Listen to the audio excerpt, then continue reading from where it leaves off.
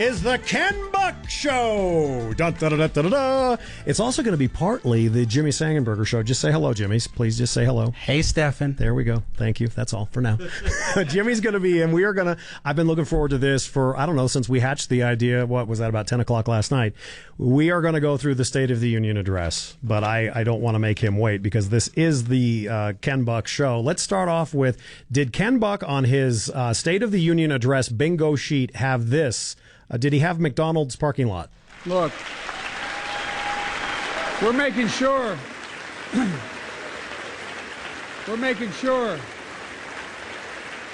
that every community in America has access to affordable high-speed internet. No parent should have to drive by McDonald's parking lot to help them do their homework online with their kids. All right, I know there were 400 million sound bites I could have picked, but I mean, I went, wait, he just said McDonald's parking lot. Ladies and gentlemen, please welcome our friend of the program, Congressman Ken Buck. Always great to have you, sir. Thank you. Steffan, it's great to be with you, and even better to be with Jimmy.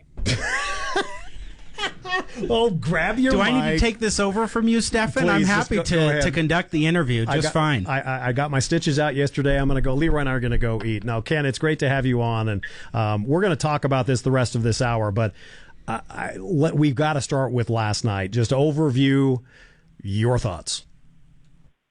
My thoughts are that there are a whole lot of people that are wondering why President Biden didn't talk more about the border, why didn't he talk more about how much parents have to spend, families have to spend to buy food, why he didn't talk about our failing education system after COVID and how his response to COVID has caused so many of the problems in our education system. He didn't talk about the rising costs across the board.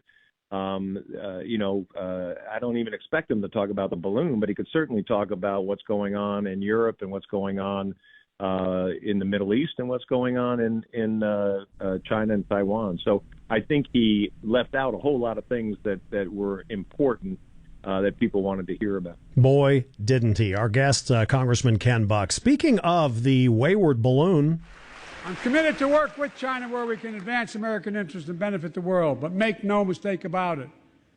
As we made clear last week, if China threatens our sovereignty, we will act to protect our country, and we did. Well, I would say that was a tepid response by just a few on one side of the aisle. Ken Buck, since I last saw you in person or we spoke, there was a Chinese spy balloon flying over the United States of America for the better part of a week. How in God's name was that allowed to stay up so long, in your opinion? Well, I don't know. It's fascinating to me why they think that a spy balloon is going to give them more information than the satellites they have over this country. I think it's kind of silly not to just shoot it down over Montana when it's first seen, but to take it down over the ocean and to lose any part of it is kind of ridiculous. I don't think we were risking human life. I've been to Montana. The chances of hitting a human being in Montana are about 1 in 10 million. So they had a lot of opportunity to shoot it down over very rural areas and should have done that. This is one of them, and I believe I have the right one.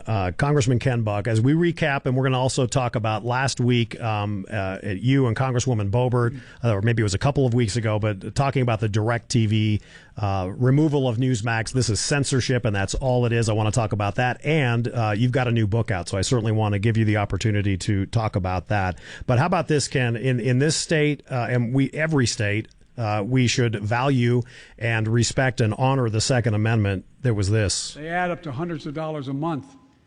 They make it harder for you to pay your bills or afford that family trip. I know how unfair it feels when a company overcharges you and gets away with it. Ban assault weapons now. Ban them now. Once and for all. Ban assault weapons. Ken Buck, last night we had, we were talking about resort fees, credit card fees, cable TV overcharging, cable and internet, the Junk Fee Prevention Act and fraud, and then there's that. Ban assault weapon. I mean, it was all over the place, but to that specific soundbite of ban assault weapons, your reaction? Well, all he had to do was go about 150 yards down the hall, and he could have picked up my AR-15. So I'm not sure why he thinks we need to ban assault weapons. His idea of assault weapon and most Americans' idea of an assault weapon is completely different. He is really trying to start this idea of banning all guns and registering all guns and vilifying gun owners, and it's just not going to fly in America. Constitutional. Yep. There are millions of AR-15s in circulation, and I know they consider an AR-15 an assault weapon. Most of us don't, but the idea that he's going to ban something where it is in such common usage is just not constitutional. You have been obviously a supporter, as this radio station has been, as I have been, as Jimmy has been. We support the oil and gas industry in Colorado. And look, again, I say all the time, tongue in cheek, but it's as if some of our friends on the left, they're as if, you look at those in oil and gas and go, they should all lose their jobs today. They did go to work today, and they did everything they could to kill our children and pollute our water. And you and I and everybody else, we know that is not true. I want to play this for you when he talks about oil and gas and these big profits and corporations and all of that. Your reaction to this? I'm proud of how America at last is stepping up to the challenge. We're still going to need oil and gas for a while. But guess what? No, we do. But there's so much more to do. We got to finish the job. And we pay for these investments in our future by finally making the wealthiest and biggest corporations begin to pay their fair share. Just begin.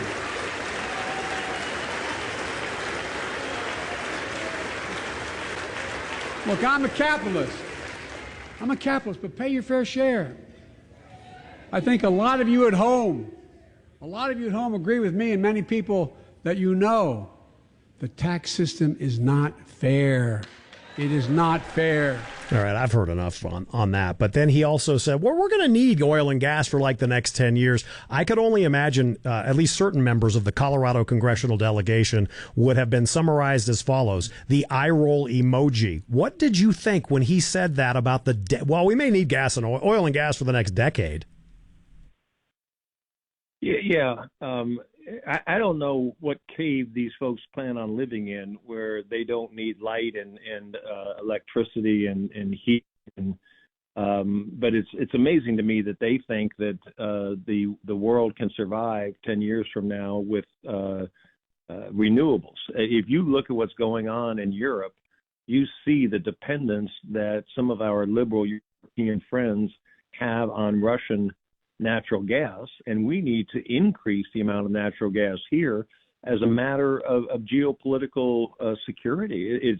It is absolutely necessary that we produce more oil today than we did yesterday, more natural gas today than we did yesterday, and that we make sure we get it to our allies in Europe, as well as driving down the price here at home. If we're going to stay competitive in manufacturing in any way, shape, or form, it's going to be with lower energy costs, and that's not what's happening with this administration. Congressman Ken Buck joining us as we recap the State of the Union. Final soundbite from the State of the Union last night, and then I want to ask you about the DirecTV and AT&T decision to drop Newsmax, which I know I'm in lockstep with you that this is censorship, and I know Congresswoman Boebert was very heated over the last 10 days on the House floor. But this, I wonder, this really sure sounded like a man that you knew or know, the former president named Donald Trump. Boy, it's just funny how when things are convenient, you kind of go back to an old playbook. Where is it written that America can't lead the world in manufacturing? And I don't know where that's written. For too many decades, we imported projects and exported jobs. Now, thanks to what you've all done, we're exporting American products and creating American jobs. I'm going to go ahead and stop it there, Ken, because, look, all of a sudden now it's after Donald Trump was a racist because, make America great again or what have you, comes the Build Back Better that, of course, just infinitesimal, the amount of money that really went to roads and bridges. But now it's okay for a Democrat president like Joe Biden to talk about how we need to keep things in America and make our own chips and do all of that. I mean, these are the same people, aren't they? And tell me if I'm wrong, but these are the same people that vilified Donald Trump for 4 years because he wanted to keep things here. Well, and not just,